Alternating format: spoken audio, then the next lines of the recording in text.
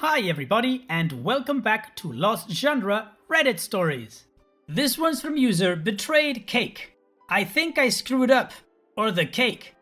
I, 32 male, have been married to my wife, 30 female, for 5 years. And it feels like in the last year, she's become a complete stranger. We were both established when we met, and at first it felt like we shared the same values. I went to a trade school and learned a very technical job. I worked crap entry-level jobs before I proved myself and built a reputation in coding, to the point where my references trumped my education. My wife has a graduate degree and works in a management position. This created a bit of what I thought was friendly tension at the time. Early on, I complained about middle management. I saw them as roadblocks between me and finishing tasks. My wife saw middle management as necessary for directing personnel and resources. Personally, I was stuck with a bad string of middle managers that thought code developers were modular and replaceable. They set unreasonable deadlines, promised features to clients, and created scope creep. Every time I told her about the next boneheaded thing my manager instituted, she always took his side. Note, she never met him. He sees things you don't, she says. After about a year of dating, I learned to stop telling her about my day at work if it doesn't involve days off or raises. I always felt like she resented the fact I didn't go back to school for a 4-year graduate degree.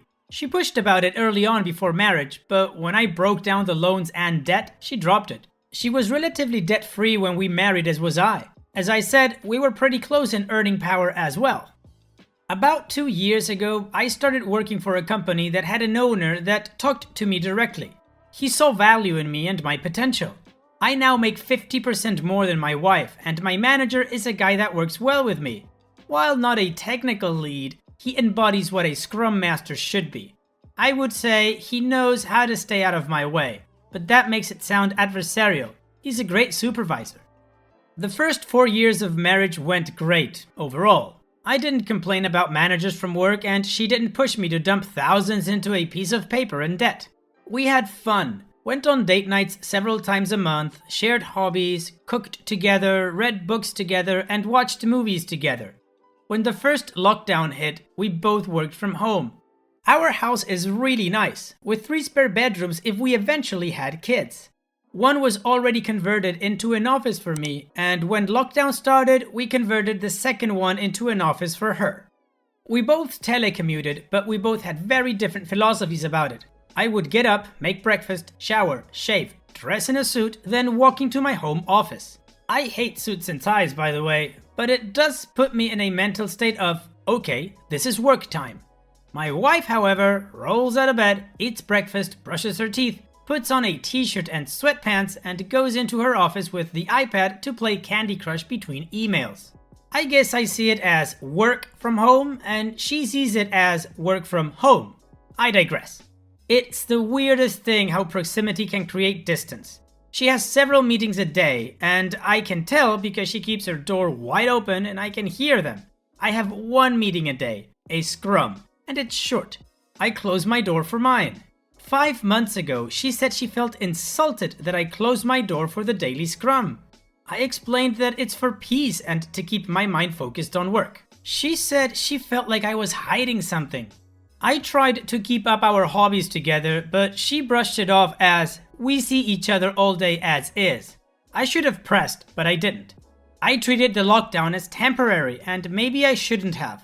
It got really bad when her company instituted a partial office reopening. She jumped at the chance to be part of the 50% of the company back in a rearranged office to allow social distancing. I don't blame her. I miss working at the office too, but my company hasn't opened up the offices yet, and as long as I have access to my development environment, it really isn't needed. I think several of her other co-workers got into her head. She would stay after work to hang out with them, have drinks at a co-worker's place. I pressed and wanted to know more, but she was secretive and guarded. She became colder and colder too. It felt like I had a roommate and not a wife at that point. Last month, on a weekend, she put her old iPad on the desk and said, "Can you wipe this? I want to gift this to my niece." I shrugged. I often do that sort of thing for the family and didn't think much of it. Off she went to another company gathering, and I switched on the iPad. Maybe my wife was becoming so brazen. Maybe she thought I wouldn't check it and just do a factory reset. Point is, I checked it and saw her messaging app, pics, videos, instant messages with her boss. They've been having an affair for 2 months. I can't describe the feeling in my veins. It was like my blood turned to ice. It reminded me of the scene in Equilibrium where the polygraph flatlined. I copied everything, packaged it into cloud storage I use for development projects separate from work, and started looking for a lawyer. I didn't confront at first because I wasn't sure what I would do. The new sensation in my body felt like I was both numb and walking through water. She didn't notice or didn't care. By that point, we were already dead bedroom. We were really in the roommate stage, I guess. I contacted a lawyer and he wanted to keep investigating and me to keep my mouth shut. He suggested I get a private investigator and suggested a good one. For the last 4 weeks, we were gathering evidence and he was preparing the filing for divorce. Be patient, he kept telling me. And my ice-filled veins and her indifference made it easy at first. Yesterday, my lawyer told me he had the filing almost ready. Our state is at fault, and the PI got photos, videos, plus the texts. It was pretty much a slam dunk. Then, last night, I don't know what happened to me, but the ice turned to fire. She came home, late of course, and I don't even remember what she said to me, but I went off. I said I hoped it was worth effing her boss. She turned mean, nasty and vindictive. She said I wasn't there for her emotionally. I was just lounging all day at home.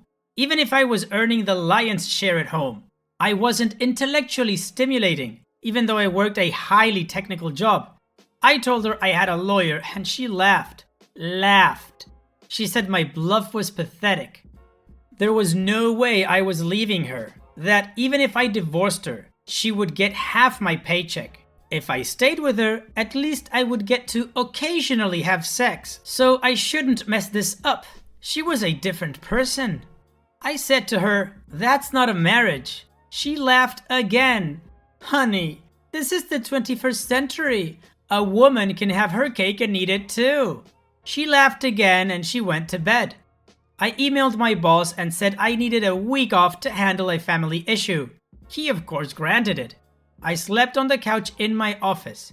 This morning, she left as I was getting dressed and only said, "Don't wait up." I went to my lawyer's office and he said he had the papers ready. He had a process server with him and asked how I wanted the papers served. I told him. My lawyer, bless him, laughed and said, "You better not. I've had so many people want to do a cutesy or revenge serving and I always talk them out of it. Judges don't have a sense of humor." He told me how this could cost me alimony or assets. I didn't care. Her words burned me. I wanted her burnt back. The lawyer did his best to keep telling me not to, but he relented when he saw how serious I was about this. The process server, he heard my idea. He laughed as well and said, "You're my hero." I had to special order something with a rush cost. Sent the process server to pick it up and deliver that, with the papers, to my wife at work. The process server told me what happened when he was done. He said he had to.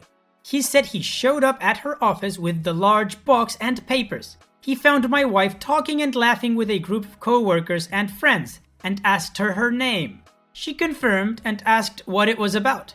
He put the box on a nearby desk and opened it. It was a cake, one that you could get a custom image printed on in frosting. I didn't even know that was a thing until this morning. The image was an image of my wife and her boss in an embrace, clothed, but obvious what they were doing, with the words, "Here's your cake, eat it," piped in icing above the image. Process server put the papers next to the cake on the table. "You've been served."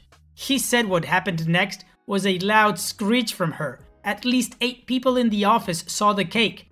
My wife freaked and swatted the large box off the table, where it fell on the carpet, but with the image still visible. Several of her co-workers started berating her, and she started crying and screaming.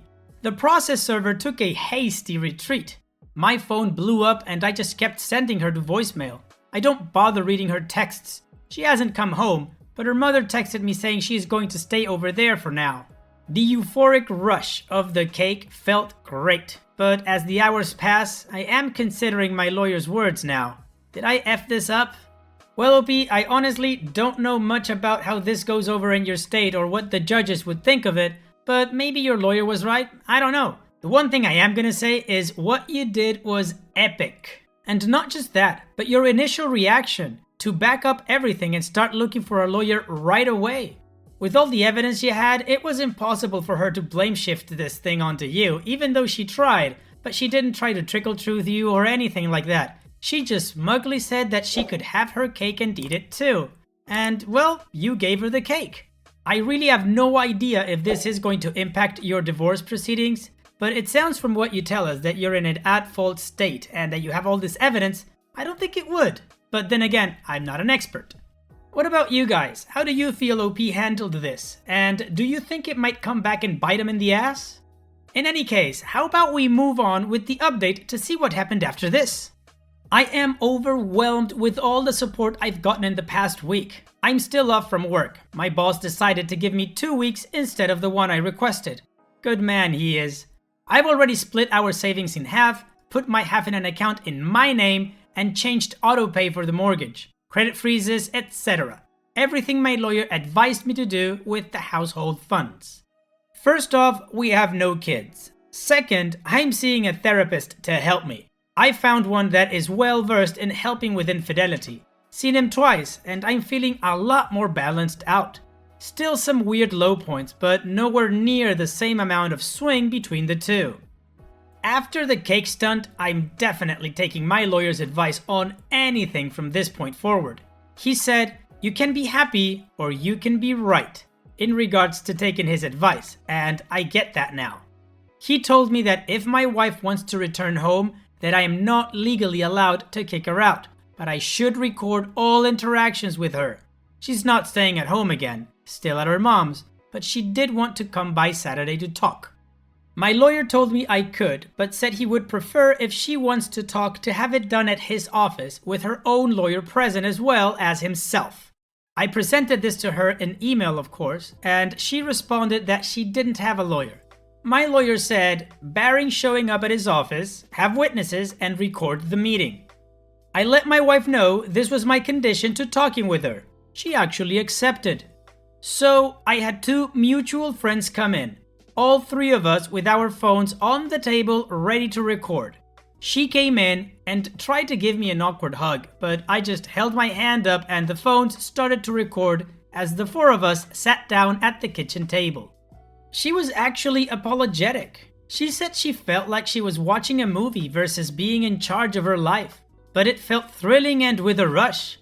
She asked if I wanted to know why. I said I really didn't care at this point. She felt that she owed that much to me and told me. She said that when she started going back to the office when it reopened, she got really close to 3 female co-workers, each a few years older than her, and 2 of them divorced. She said they wormed their way into her head, told her about how she's owed more than she's getting. They asked her constantly about her home life. The ringleader apparently was psychoanalyzing me from my wife's stories. My wife told them about my issue with managers back in my early career, and the ringleader took this to mean I'm threatened by educated people. The ringleader told her that I was a submissive male and she needed a take-charge man in her life, that if I found out, I might have shouted and threatened, but get in line. My wife still has her job for now, but only just. The people that saw the cake was my wife, the 3 witches, her affair partner and boss, and according to her, 2 other co-workers that were lateral to her. The boss immediately ended the affair, told her to only communicate with him in email, and that if she ever tried to show up in his office alone, he would call in a co-worker immediately. The 3 witches turned on her immediately and publicly berated her for doing such an awful thing. The other co-workers, according to her, didn't want to get involved with her soap opera. So, no reports to HR. She said her 3 friends doing a 180 on her immediately sort of shook her out of her fog. She seemed really ashamed and said that she had to ask for 5 grand. I was confused because there was money left in her account. I made it a point that she had it. She was living with her mom. She didn't have any major expenses. It turns out the ringleader and the other 2 witches wanted to be paid for their silence. They're blackmailing her and gave her a deadline, lest HR will know all the sordid details. She was pleading for help. I told her that there is no going back to normal after this. Everything will change. That if she bends now, it will be more money later. Best for her to report herself, her boss, and her co-workers. It would work better than having sleepless nights waiting for the knife to fall. She seemed to hem and haw on that, but she did finally ask the big question. What about us? Where does that leave us? I told her there was no us. That's done. And she best get herself that lawyer to go over the divorce. The best I can do is tell her how to handle her work situation, but she most likely needs to find another career after this. I also said she needs to go to therapy herself, because someone who could go to laughing in my face to pleading for help a week later needs help sorting themselves out. She pointed out the cake, and all I said to that was, yeah, I am seeing someone for that. She left soon after that. No word on if she will follow my advice or try to pay her co-workers blackmail. Why is it always the co-workers? Well, OP, I guess the cake thing worked. I mean, because like you say, it snapped her out of her fog right away and she knew she messed up. But also, kudos for you for staying strong, man. I mean, you did not flinch an inch, according to what you're telling us, and the divorce keeps going forward. She's gonna have to figure out whether to pay that blackmail or not. I'm not gonna go into the details of analyzing those 3 witches, like you call them, but yeah, man, they really did a work on her, and she was blaming them when it was her own doing. I mean, how weak-minded do you have to be that you let other people influence you like this into having an affair? She clearly had issues with you that she never spoke about, or else it wouldn't have been so easy to get her to cheat on you. Anyways, OP, you don't need to worry about that now because it's not your problem anymore, and she needs to sort herself out. So at this point, all I'm gonna say is, hopefully your divorce proceedings are smooth sailing. And so we've reached the end of the video. I truly hope you liked it. If you did, leave a like, and don't forget to subscribe to reach our goal of 100,000 subscribers. Also, if you feel like chatting with others from this community, you can always join my Discord server and check out my subreddit. I'll leave the links in the description. And I'll see you guys in the next video.